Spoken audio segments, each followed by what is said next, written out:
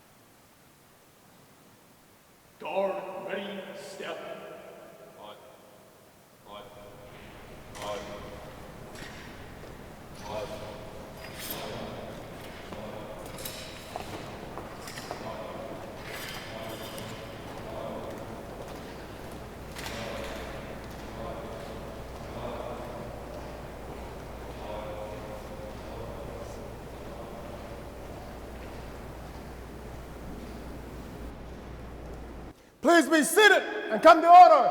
This honorable court is now in session.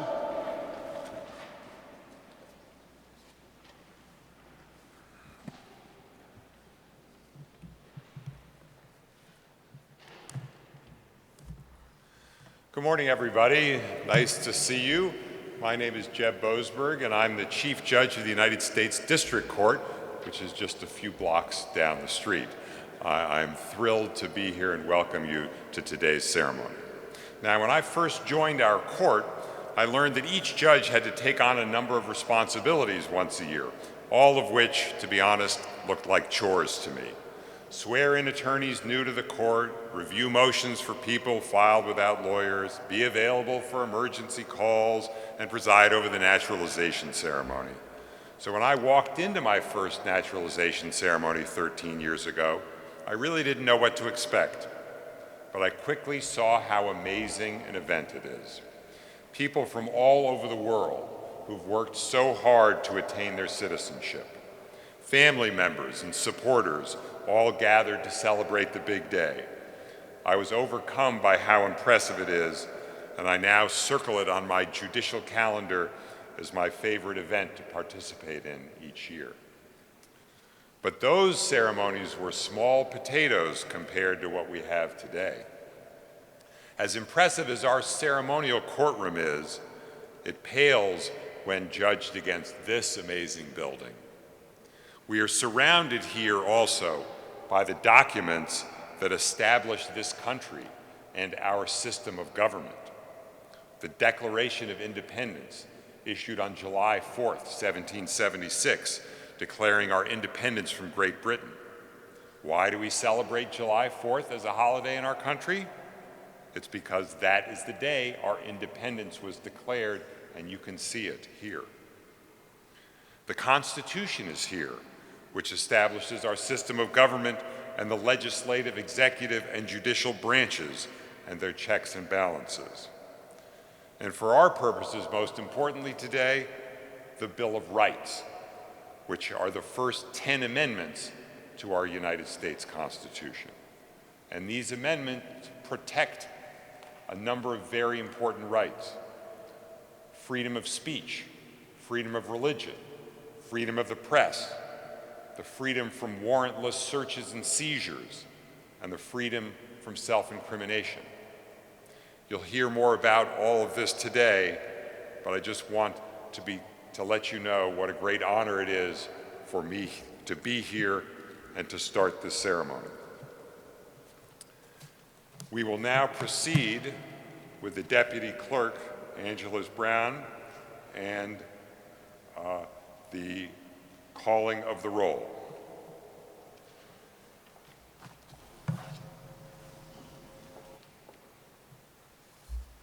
Thank you, Your Honor. May it please the court, when your name is called, please stand and answer here or present and remain standing. Mariam Simpore, Burkina Faso. Maria Teresa Sichoka, Poland. Koichiro Kidokoro, Japan.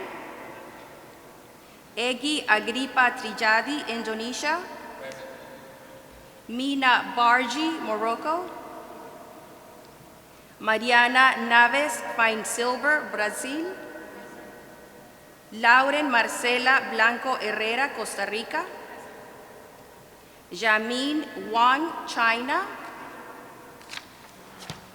Nikola Bulik, Serbia. Anderson Cupula, Congo. Alia Cristina Buruca Morales, El Salvador. Stefania Scandiso, Italy. Camilo Ledesma Marmolejos, Dominican Republic. Jean-Marc Jesequel, France. Carolina Rivera, Colombia. Obdulio de Jesús Franco García, Guatemala. Ámbar Leticia Harten, Mexico. Mayra Susana Sánchez, Cuba. Paromila Pavla Gaylan, India. Walid Khan Chowdhury, Bangladesh. Robel Nigatu Tilahun, Ethiopia. Yurena Janes Lopez, Spain. María de Lourdes Carrillo Roballo, Ecuador. Thorsten Prostel, Germany. Motaz Haidar Kasaniu, Jordan.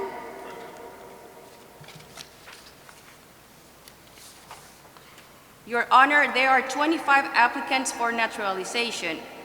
Each of the applicants have been examined by the United States Citizenship and Immigration Service, and the government has completed its investigation in each case. It has been determined that each applicant is eligible for naturalization at this time. I move that upon taking the oath of allegiance to the United States of America, each applicant present having answered to his or her name, to include those prayers for name change, be granted naturalization as citizens of the United States of America.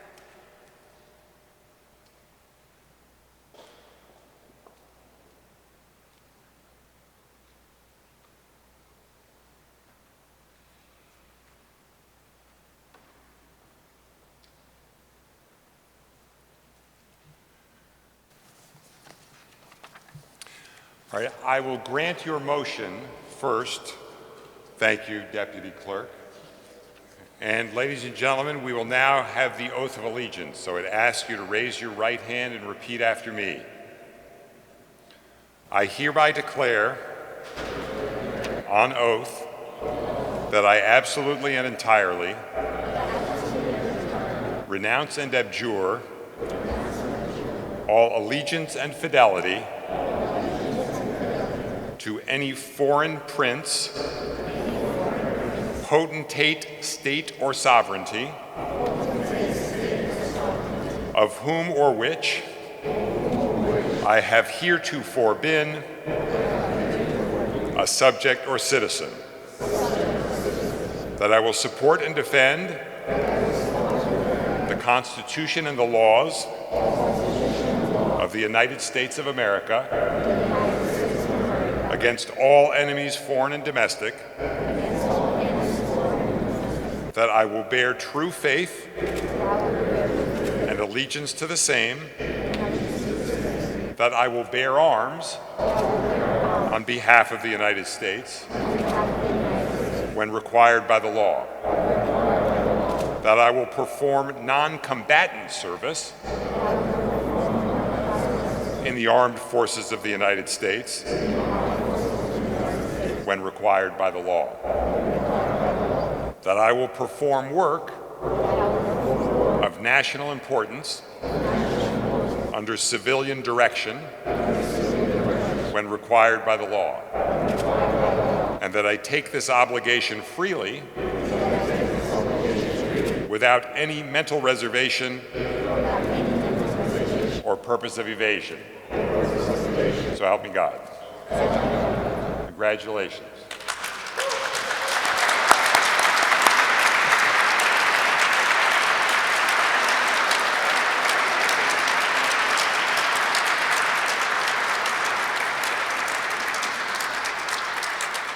Now we'll ask everyone to rise for the Pledge of Allegiance. Mr. Johnson. Allegiance to the flag of the United States of America and to the republic for which it stands, one nation, under God, indivisible, with liberty and justice for all. Everyone, please be seated.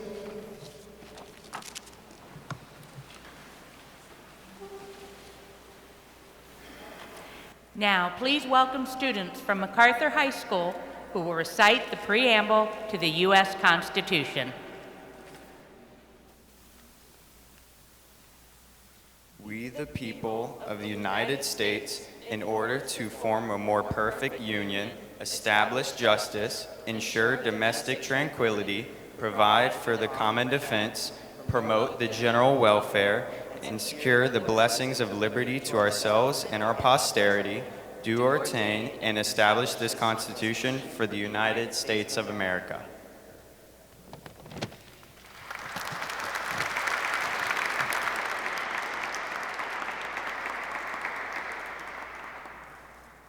Please welcome to the stage the Archivist of the United States, Dr. Colleen J. Shogan.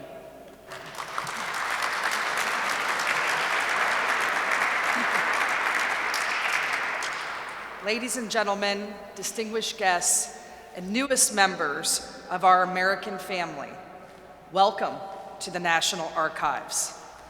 I'd like to thank the students from MacArthur High School who beautifully recited the preamble to the Constitution, and Judge Boasberg for administering the oath of citizenship.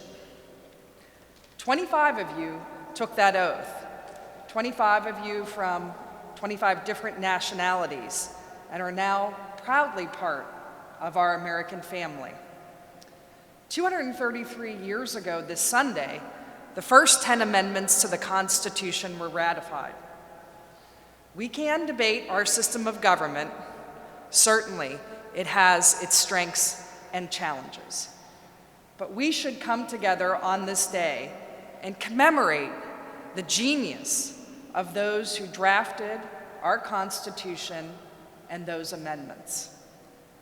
Never before had there been a large, diverse democratic republic like the United States of America. As a political scientist, I can tell you they faced an almost impossible task: They had to preserve the spirit of the American Revolution that had only ended 4 years earlier. That meant restricting the centralized authority of national government and making sure that power continued to reside with the American people. For that reason, the separation of powers was devised and created, which included checks and balances.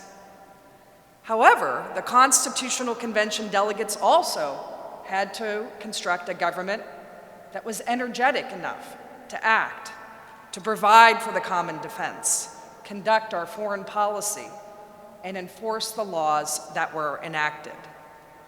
And for that reason, the framers created a strong executive, a legislature with numerous enumerated powers, an independent judiciary, and yes, the process to add amendments.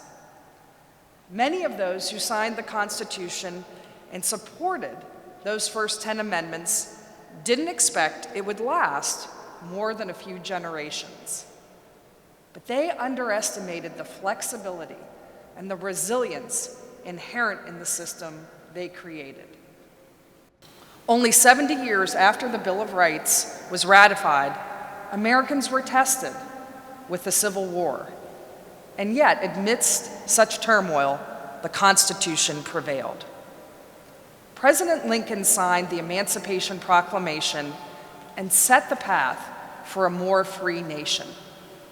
In January of 2026, we will add that document, the Emancipation Proclamation, to permanent display here in the Rotunda.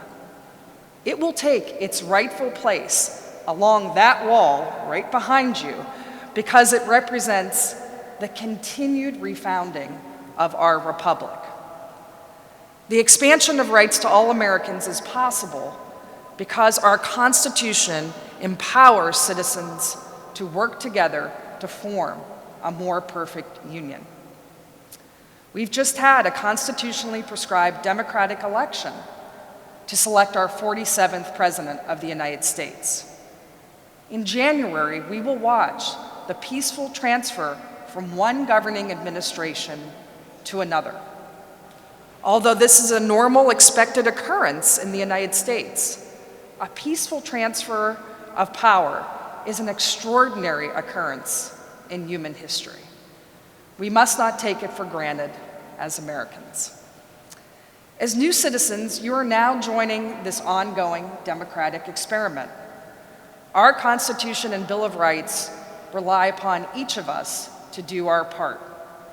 So please remember that as you pursue your own happiness as an American, you continue to participate in our democratic experiment. As President Roosevelt once said, we Americans of today, all of us, we are characters in this living book of democracy, but we are also its author. It falls upon us now to say whether the chapters that are to come will tell a story of retreat or a story of continued advance. So let's continue together to honor our Constitution and the Bill of Rights by making our contribution to that American story. Now it's my pleasure to introduce our keynote speaker, Lydia Bastianich. Lydia is an Emmy Award-winning chef and TV host. Born in 1947 in what is now Croatia, Lydia and her family were political refugees from communism. After emigrating to the United States in 1958, Lydia began working in a bakery and then a pizzeria before opening her first restaurant in 1971. Her culinary success and notoriety continued to expand and grow before she launched her own show on public television in 1998. One show turned into many, for which she received an Emmy in 2013. For decades, Lydia has been a central figure in America's culinary landscape and the matriarch of a successful family operation with its roots in Italian cuisine. This past June, she was awarded a Daytime Lifetime Achievement Award for all that she has done. Please join me in welcoming Lydia, and congratulations again to our new citizens.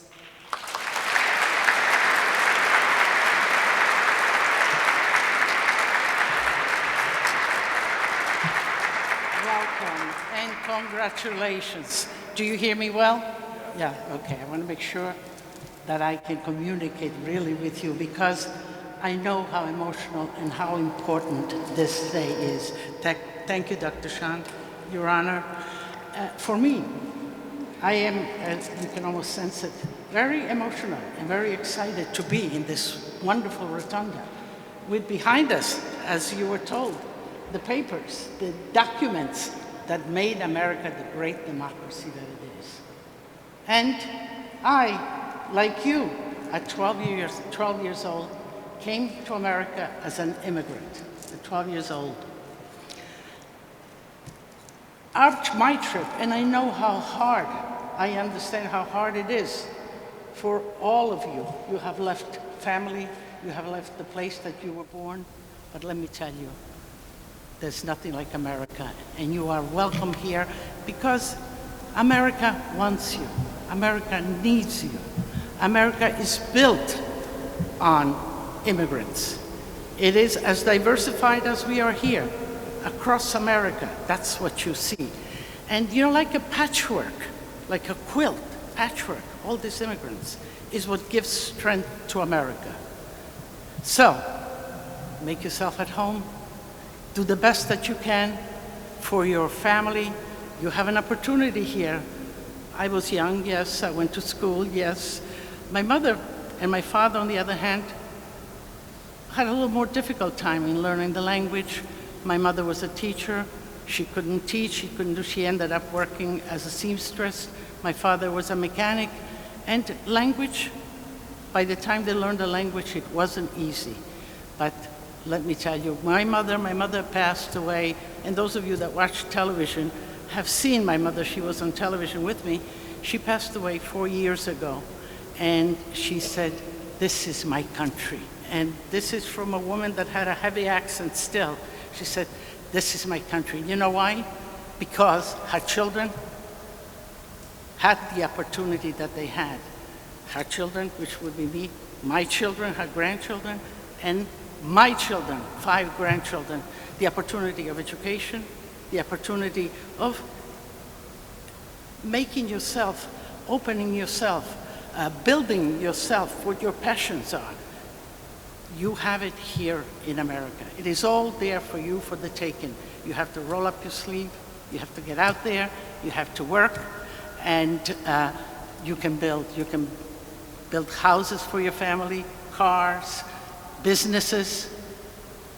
There's no country in the world that offers you this opportunity. And I say it repeatedly because, you know, sometimes I listen and I hear America being maligned. And I says, you guys, you should know what really is out there. And, you know, it just can't be. This is the greatest country. So I wish you with all my heart all the best, much continued, whatever your life is meant to be, whatever you want it to be, you can make it here. Enjoy yourself as well, because it's a place that you can express yourself, because as immigrants, we are allowed to speak our language. We are allowed to sing our songs. We are allowed to eat our food, stay in our own little communities if we want. I remember when I first came here, my trip was from communist Yugoslavia, escaped back into Italy. Even though we were Italian, we were caught behind the Iron Curtain. Once we were in Italy, as immigrants, as refugees, because our names had changed and everything, 2 years in a refugee camp. We spent 2 years in a refugee, so from my 10th year to 12th, I was in a refugee camp, closed in, you know, not unlike what's happening out there. When we came here, and we were brought here by the Catholic Charities, we had nobody here. We didn't have a family here. But I can't tell you how the officials, the government officials, the officials took care of us, and the American people really accepted us. When we've had our first, they set us up, they found the first little home for us in New Jersey. The neighbors came, brought food, sugar, towels. I mean, you know, I couldn't believe. This is America. It is great. So, you are Americans now. You're going to be once the honorable judge swears you in, but you are American. Most of you have been here 5 years or more, so you have a sense of what America is. But go out there and make the most out of it as Americans. When I travel and I have that American passport, I feel so good. I feel secure and I feel proud. I can go wherever because I am American. And enjoy, work hard, because, you know, no matter where you are, you need to earn your future. Live America, love America, but most of all, respect America. Congratulations. Welcome, new Americans.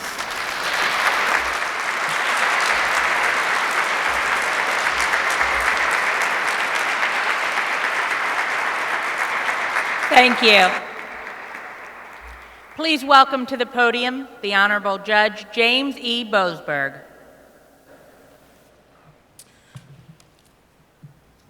So she's a hard act to follow, and we're not even talking about in the kitchen today. Just have a few closing remarks for you folks, that aside from American Indians, who are the true Native Americans, the United States is a nation of immigrants. Everyone's family came from somewhere else. So as of today, when you walk out of this building and walk down the street or get on the metro or walk anywhere else, you are no more of an immigrant and no less of an American than anybody else you meet, anyone in the city or anyone who lives anywhere across this broad country. You are a citizen just as much as they are. I'll tell you a few facts about my family. My great-grandfather on my mother's side arrived at Ellis Island in New York from Hungary at the end of the 19th century with a sign around his neck instructing officials to send him to a small town in Illinois where he had relatives. He helped them peddle tin door to door. His son, my grandfather, ended up going to college at 15 and ultimately to Harvard Business School, all in one generation after immigrating. Meanwhile, many of his relatives left behind in Hungary perished during the Holocaust and Second World War. On my father's side, his immigrant ancestor came from the Netherlands. He jumped ship in New York Harbor and made his way to Buffalo, New York in the 1840s. One of his sons fought and died for the Union in the Civil War. His great-grandson, my father, would go to Yale University and become a lawyer. And now their great-grandchildren can tell stories about them and how they made it here, just as your children and your grandchildren and great-grandchildren will tell stories of you and will tell stories of this day that made their future in America possible. So congratulations and good luck to all of you, my fellow Americans.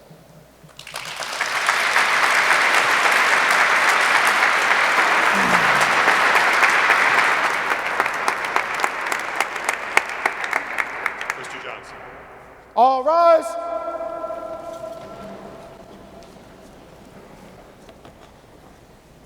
This concludes the ceremony. This honorable court is now adjourned.